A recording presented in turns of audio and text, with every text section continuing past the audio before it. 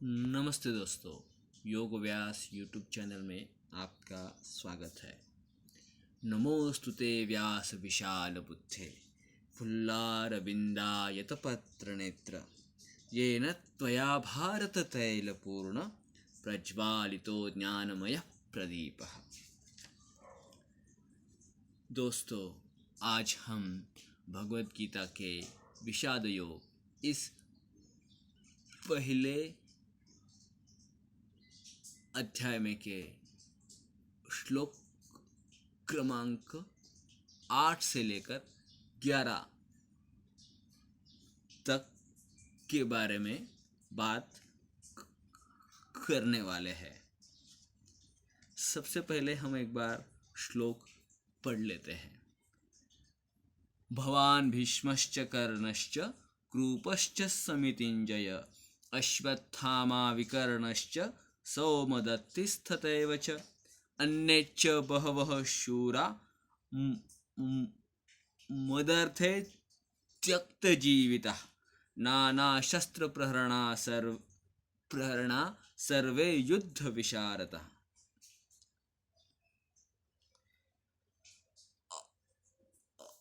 अपर्याप्तं तदस्माकं बलं भीष्माभिरक्षितं पर्याप्तं त्विदमेतेषां बलं भीमाभिरक्षितम्।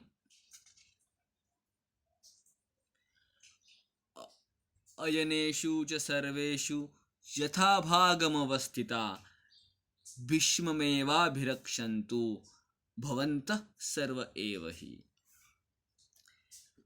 श्लोक क्रमांक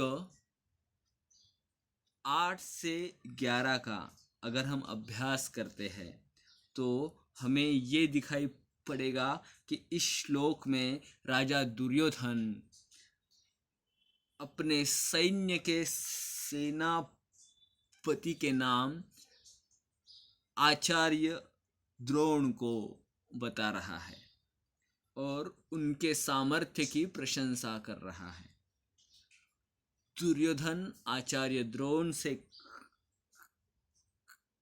कहता है कि उन्होंने सेना का जो चक्रव्यूह बनाया है उन चक्रव्यूहों के प्रवेश द्वारों पर अपनी अपनी जगह पर खड़े रहते हुए उन सब ने निस्संदेह पितामह भीष्म की सभी दिशाओं से रक्षा करनी चाहिए। 7वें श्लोक का अभ्यास करते हुए हमने दुर्योधन की सेना और सेनापतियों को समझा था। अपनी वासनाओं और अपने स्वार्थ की पूर्ति के लिए अधर्म के मार्ग पर चलने वाले ये सेनापति और उनका राजा दुर्योधन। पर कुछ भी हो, अधर्म के मार्ग पर चलते हुए भी सत्य का सहारा लेना ही पड़ता है। गलत काम करने वालों को भी उसूलों से रहना पड़ता है। ये सच्चाई की ताकत है कि उसका कोई भी इस्तेमाल करेगा तो उसे लाभ जरूर मिलेगा। इस भीष्म पितामह इस पात्र के माध्यम से महर्षि व्यास हमें ये बात बताना चाहते हैं। भीष्म, जिन्हें आदर से पितामह कहा जाता है। पितामह शब्द का अर्थ है पितृतुल्य, पिता समान। भीष्म कृष्ण के बहुत बड़े भक्त थे, बहुत शूरवीर, धुरंधर। एक बार अगर कमिटमेंट कर दी तो अपने आप की भी नहीं सुनने वाले। अपनी प्रतिज्ञा के लिए मशहूर पितामह भीष्म। जैसा कि हमने पहले कुछ श्लोकों का अभ्यास करते हुए जाना कि गीता समाज पुरुष के लिए लिखी गई है, जिसका प्रतीक भगवान श्री कृष्ण है और हम सब उस समाज पुरुष आदि पुरुष के अंश है।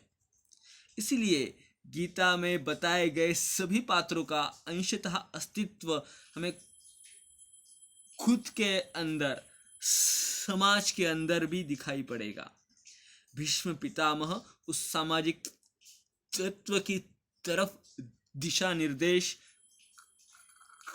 करते हैं जो अधर्म का साथ तो देते हैं मगर अंदर से पूरी तरह धार्मिक है।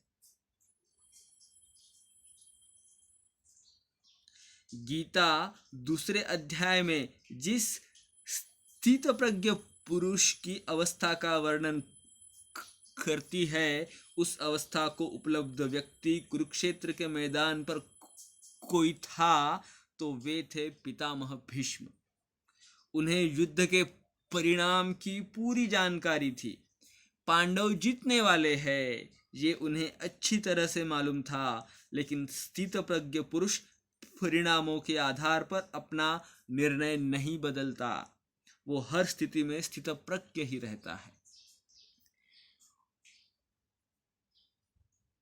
उन्हें ये बात मालूम थी कि वो गलत का पक्ष ले रहे हैं और युद्ध में हारने वाले हैं, पर वो कर्म के फल से अलिप्त रहकर वहां मौजूद थे, सिर्फ अपने स्वधर्म का और हस्तिनापुर साम्राज्य के लिए उनके दायित्व का पालन करने के लिए। भीष्म की योग्यता इतनी थी कि उनकी प्रतिज्ञा का सम्मान रखने के लिए साक्षात भगवान श्री कृष्ण ने अपनी प्रतिज्ञा तोड़ दी थी। हुआ ऐसा कि भीष्म पितामह ने प्रतिज्ञा ली कि कुछ भी हो जाए आज कृष्ण को उनकी प्रतिज्ञा तोड़कर हथियार उठाने के लिए मजबूर करके रहूंगा। भगवान श्री कृष्ण सिर्फ अर्जुन का सारथ्य करने वाले थे।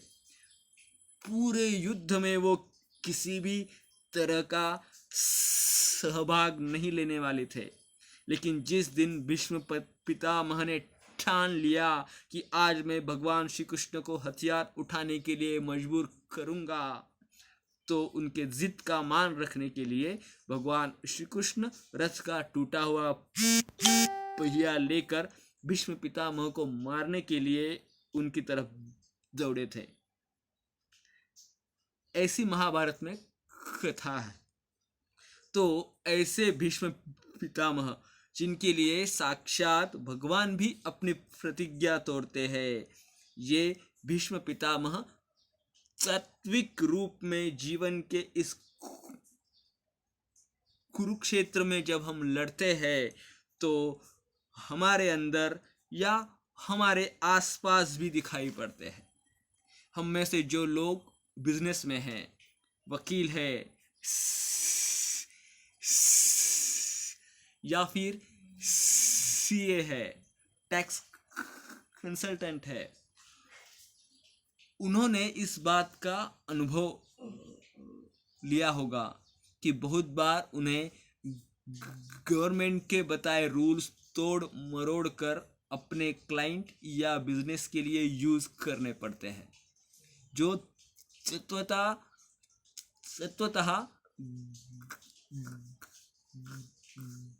गलत है ऐसा लोगों को लग सकता है, पर अपना कर्तव्य करने के लिए वो ऐसी सलाह अथवा ऐसे निर्णय का समर्थन करते हैं जो उनकी कंपनी, क्लाइंट या बिजनेस के हित में हो।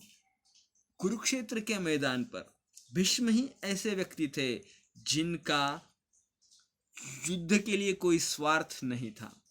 भीष्म तत्व की ये पहचान है कि औरों को गलत लगने वाले काम में ये तत्व सहायक बनता है, लेकिन उसमें इस तत्व का कोई वैयक्तिक स्वार्थ नहीं होता। सिर्फ अपने स्वधर्म के पालन का भाग समझकर वो कर्म किया जाता है। जहाँ स्वार्थ ना हो, जहाँ मैं मेरा इस भाव का विसर्जन हो चुका हो, उस तत्व की ओर, उस सत्व को धारण करने वाले व्यक्ति की रक्षा दूसरों को करनी पड़ती है। यही बात दुर्योधन 11वें श्लोक में आचार्य द्रोण से बोल रहा है। दुर्योधन आचार्य द्रोण से ये भी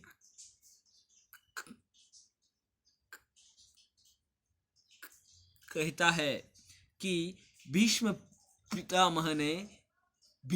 पितामह के नेतृत्व में खड़ा हुआ उनका सैन्य अजिंक्य है, शक्तिशाली है। वही दूसरी तरफ भीम के नेतृत्व में खड़े पांडवों के सैन्य को आसानी से हराया जा सकता है। युद्ध के परिणाम के बाद हम सबको ये बात मालूम है कि पांडवों ने जो युद्ध जीता वो अर्जुन के पराक्रम की वजह से जीता, लेकिन युद्ध के शुरुआत के पूर्व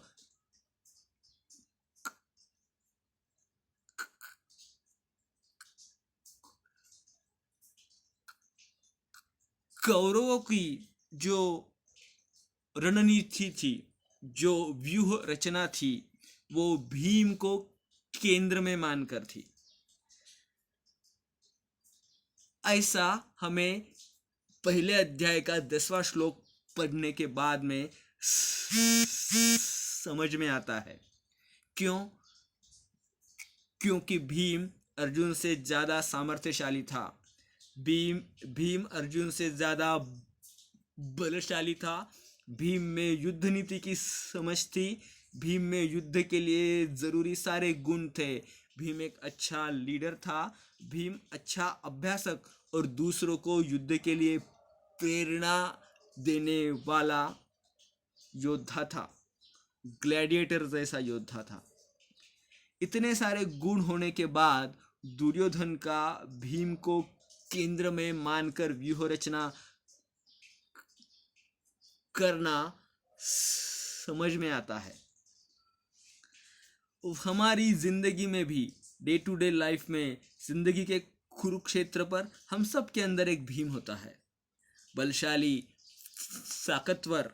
लेकिन जब तक हमारे अंदर का अर्जुन नहीं जागता, विषाद योग इस चित्त की अवस्था से नहीं गुजरता, भगवान श्री कृष्ण यानी एग्जिस्टेंस के प्रति उसके मन में जब तक श्रद्धा उत्पन्न नहीं होती, तब तक दुर्योधन की रणनीति असफल नहीं हो सकती।